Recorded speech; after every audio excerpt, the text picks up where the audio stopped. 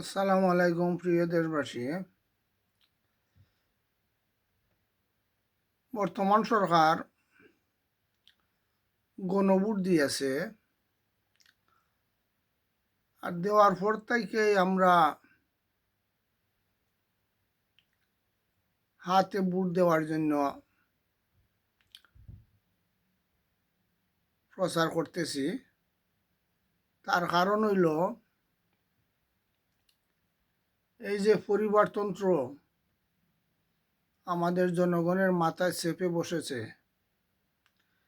এটা যদি পরিবর্তন করার না হয় তাহলে প্রতি 5 বছর পর পর আমাদের দেশের জনগণ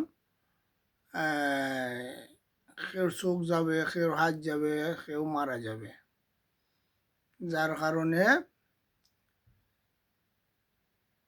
দুইবারের বেশি কেউ আর প্রধানমন্ত্রী হতে পারবে না। এটি হইল নাম্বার 1। তো এতদিন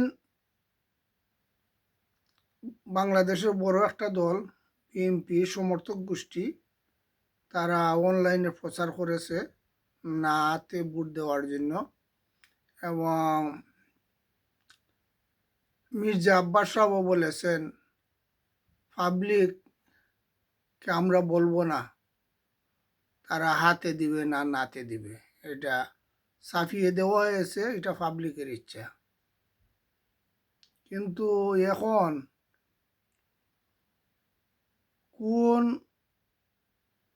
ঠেলায় অথবা কার চাপে এই বিএনপির নেতৃবৃন্দের যে একটা পরিবর্তন ঘটল, তারা এখন ক্যাম্পেইন শুরু করেছেন হাতে ভোট দেওয়ার জন্য। তাহলে আমরা কি বলতে পারি বিএনপিকে উদ্দেশ্য কোনো একটা জায়গা থেকে ঠেলা দিলেই তারা পরিবর্তন হয়? তারা তাদের নিজস্ব রাজনৈতিক যে ধারা বা নীতি তারা থাকতে পারে না।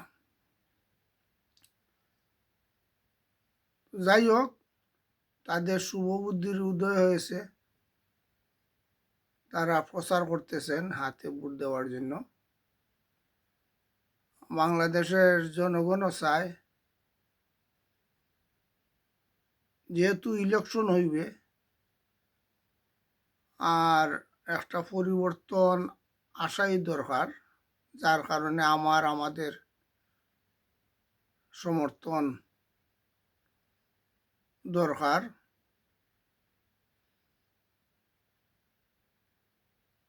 বাংলাদেশের মধ্যে বড় একটি দল আওয়ামী লীগ জাতীয় পার্টি, তাদেরকে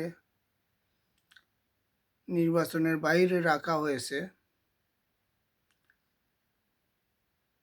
এটা সঠিক করা হয় নাই,